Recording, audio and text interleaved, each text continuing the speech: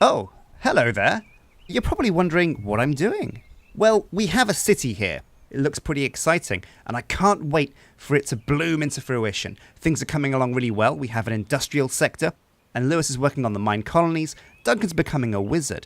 But what we all need is food, and there's no real place in a city for a farm. So what we're doing is we're heading over the mountain. I've scouted the area. There's a beautiful forest over there, and I think it's ripe for the picking. It's the perfect place to put a farm. So we're going to dig through the mountain, create a tunnel between the two areas, and create a farm. Let's go.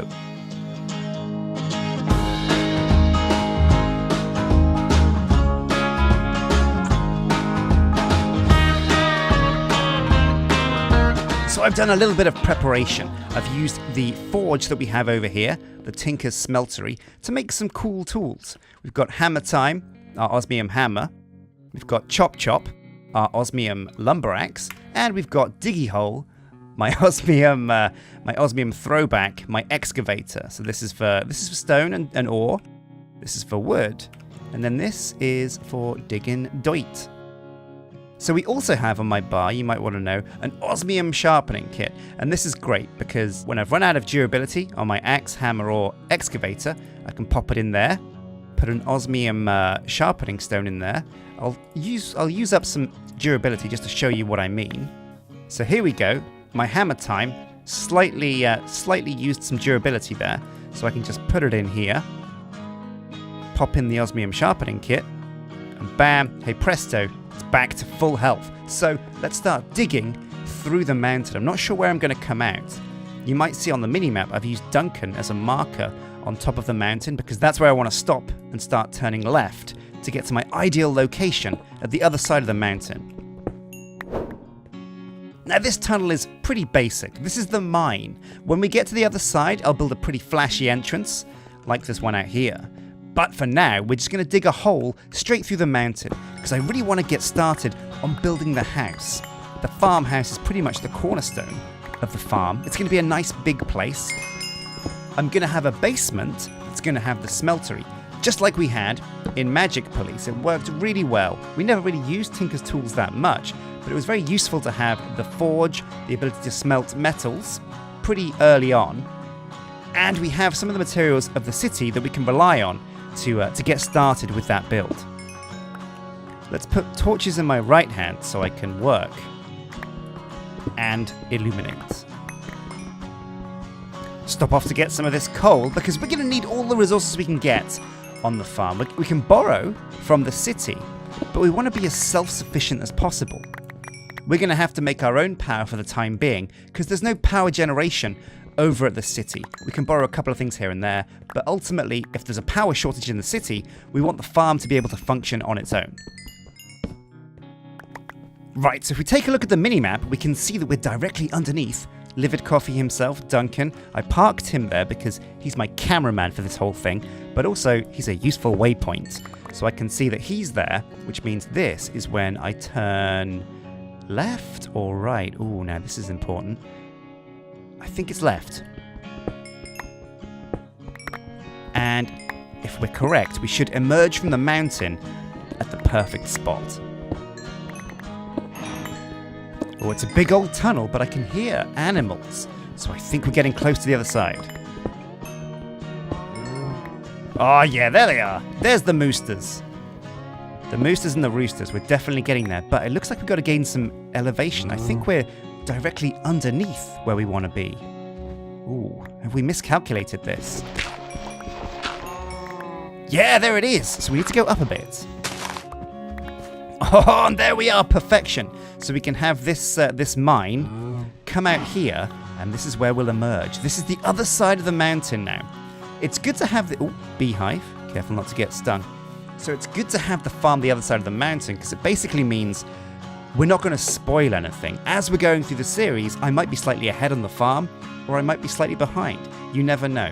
But luckily, you won't see what's going on over the mountain, so it's a surprise. I will, however, look forward to bringing Duncan and Lewis out here to show them what I've been doing in between recordings. So we've made it through the mountain, and we're going to use the lumber axe now to chop down some of these trees, because if I've learned anything from Brazil, deforestation is exactly where you start, with building a farm.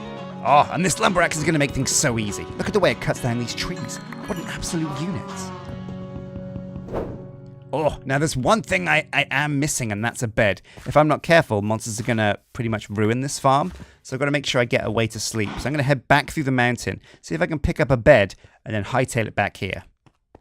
Oh, it's a long old trek through the mine, which is good. It means no one's really going to accidentally find my farm if we make it a bit tricky to get there. And also, I can imagine later on we can set up like a mine cart to deploy goods. Basically, all of the stuff that we make on the farm, we'll build a mine cart that can go through the mountain and drop off all the goods at a warehouse in the city.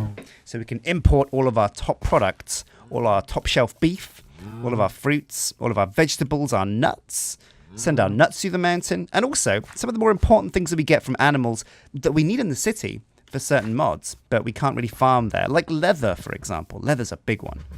Well, let's have a sleep, and I'll see you folks tomorrow morning. Welcome back to a lovely day on the farm. Oh, it's good. It's good to be this side of the mountain. It's good to be building a farm as well. There's so many different ways I can do it this time as well. There's so many different mods, different, but there's so many different ways I can farm all the things I need. The first Feed the World series, I remember, I had to use forestry. Forestry is a great mod, but now I've got so many options with so many different mods. It's almost a bad thing because there's almost too many ways to do things, and I might kind of just have creative overload. I might have too many options and not enough time to do them. But let's continue with the deforestation. This is good for two reasons. It'll give us space to build, but it also gives me the materials I need to build the house. We're going to use a lot of logs, and that's where all this stuff comes in handy. So I want to create a large space here for the house. I've got to be careful. I don't want to deforest too many of the trees, because doing that will kind of make the place look a bit ugly. One thing that's really important to me with this farm is making sure the place looks great. It's got to be a place I want to come back to after a hard day in the city.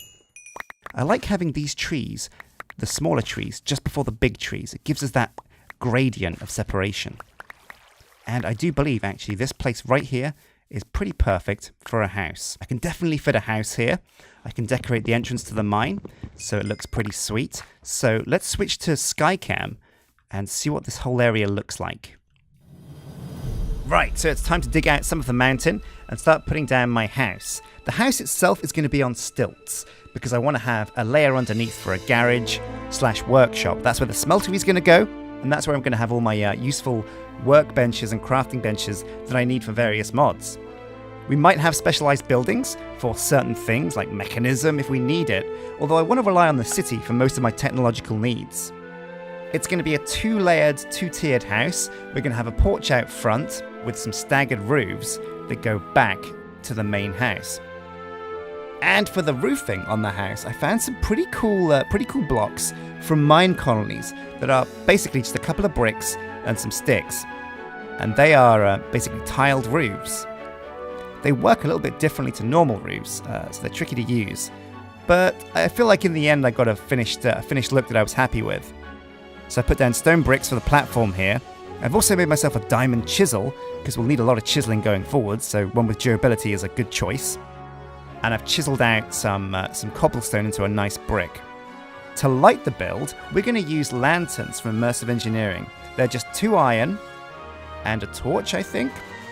And that gets you 4 torches. They're really cool. They look very nice as well. Now, how are we going to get up to this second platform also? If we've got it raised up, what's the way to get up to the top? I didn't want to have to walk into the workshop to get to the actual main house. So what I want to do is build a staircase out to the right where you see the maple trees are at the moment. The house itself is going to be actually quite small, but I thought to myself, what do I really need inside the house? I want a kitchen, and I want some space to have a bed, maybe some chests and things, but all my workbenches, all of my tools and things are going to be in the workshop down below, so there's no point in worrying about that. And also, the river to the right was a real mess. When I dug out the trees, I basically let it spill all over the landscape, so I wanted to neaten that up. I did a bit of terraforming with some dirt and shaped the river into something looking a little bit more rugged, a little bit more shaped and neat and tidy. And that's it. Let's skip forwards to see the finished build.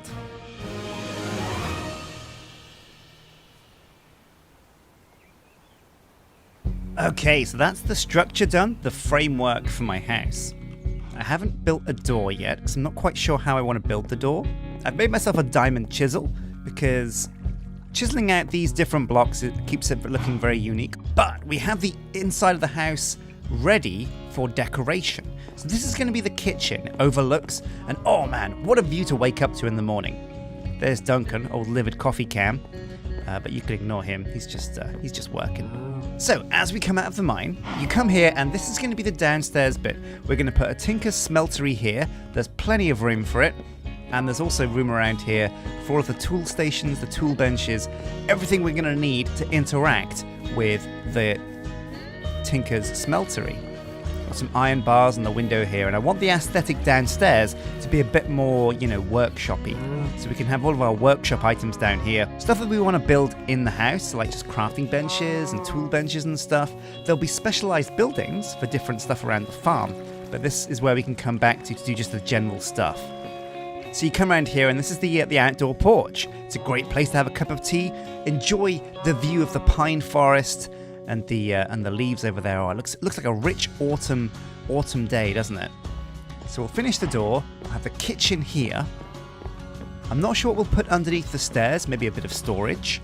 Then you'll come upstairs, and this is upstairs. This is the boudoir, the bedroom. So I can put a couple of beds here. Maybe a night table and a lamp, because it's a bit dark in this corner. I'm worried that a skeleton will appear. I'm not looking. Over here. And look at this beautiful view to wake up to. So good. So good. So what do we want to do? What do we want to put inside our house? Well, let's head back down to the chests and work it out. The kitchen is going to need a few kitchen supplies. And luckily enough, we have cooking for blockheads, which gives us kitchen floor. How do you make that? Quartz and coal. That seems expensive. Black concrete and white concrete. I think that's also pretty tricky to make, but we can definitely get some quartz and coal later on for the kitchen. That'll require a trip to the Nether, though, so that's that's going to have to be a work in progress. There's also a cooking table, an oven, a fridge, and a sink. Tool racks, toasters, kitchen counters, and kitchen corner counters, and this is all perfect stuff for putting in our kitchen. Toaster, that can wait. Wow, a lava bucket. That sounds like a bit of overkill. Oh, fruit basket, though, stores fruits for recipes. Oh, these are all really cool, actually. I really want to decorate my kitchen, have loads of kitchen space ready for me to prepare stuff.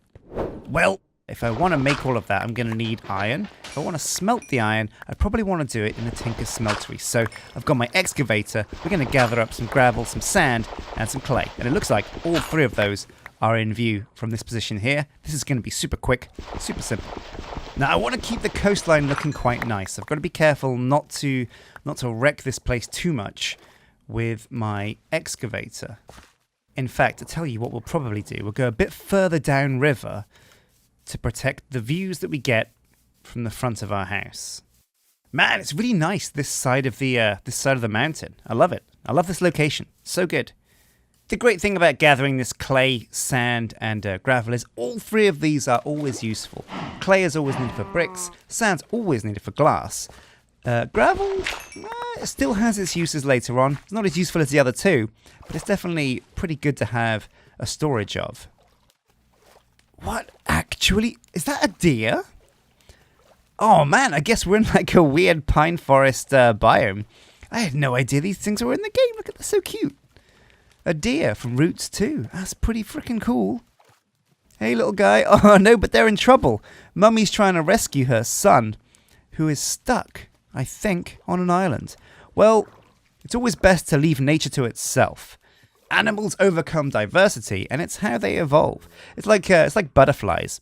If you cut open a cocoon that a butterfly's trying to get out of, it doesn't develop the strength it needs to fly and to flap its wings, so it'll die.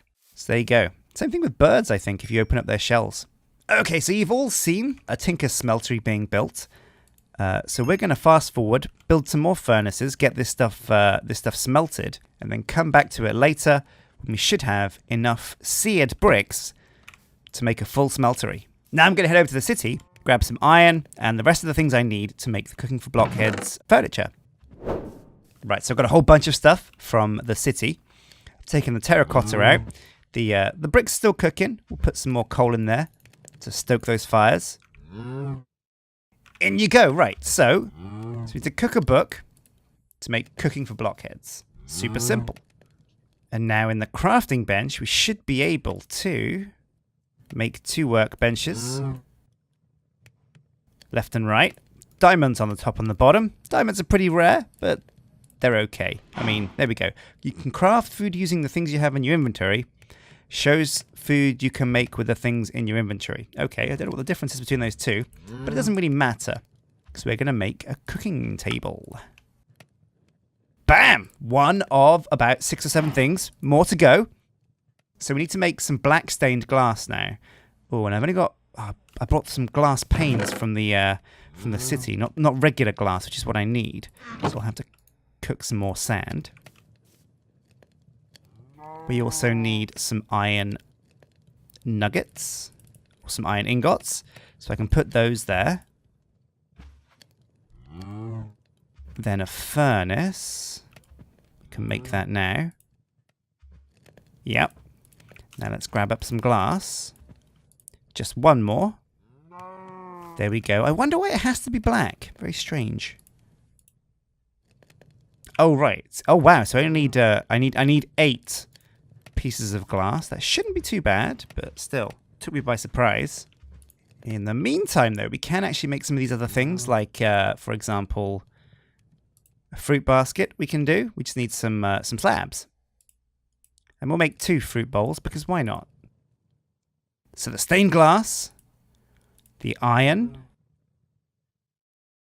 the furnace. Bam! Second piece of the puzzle. We have the oven. Now we need a fridge. It's even easier. We need an iron door and a chest. Oh, we're getting there. Definitely getting there. Sink is a pretty big one. We'll need a bucket. Again, super easy recipe. Terracotta around the edge with some iron ingots on top. We're running out of iron ingots, but we should have enough to make everything we need. Oh, there we go. And that's all of the big ones. Cooking table, oven, a fridge, and a sink. We've got a fruit bowl, basket thing, which will come in handy. A toaster for turning bread into toast. That's a little bit advanced for us because we don't have any lava. A spice rack. Yeah, why not? That looks really easy. Can make a couple of those. A tool rack. Tool racks we can definitely make. Okay, so we'll dig up the bed. Let's head upstairs and plug these utensils in. So I don't think any of these things need power. We'll find out, I guess. So we have a fridge. We have an oven. We have a cooking table. And we have the sink. Boom. Oh, yeah. Oh, fits together pretty nicely. The fridge, we can store food in there. Cooking oven, pretty sweet. Not quite sure how this works, but we can look into it. The sink, not quite sure what the sink is used for. Provides water to recipes. Okay, select an item on the right to see its recipe. So a fruit salad, we just need a cutting board, 2 apples. That's pretty simple. Triple meat treat. Wow, that's all pretty cool. Okay, so down goes the bed, and we're about to call it a night, ladies and gents. But this has been the first episode of Feed the City. We've made some pretty big strides. I wanted to make sure we got a lot done in the first episode, so we built the entire house. We've got downstairs ready for the smeltery. I'll build that before we start the next episode and walk you guys through it, and then we can start thinking about actual farming. We need to get leather, we need to get wheat, we need to get all the things that all the mods offer, but also there's a whole bunch of mods that offer entirely new ways to farm. Man, I can't wait to get started. So thank you for joining me on this part of our journey. Until next time, guys, take care.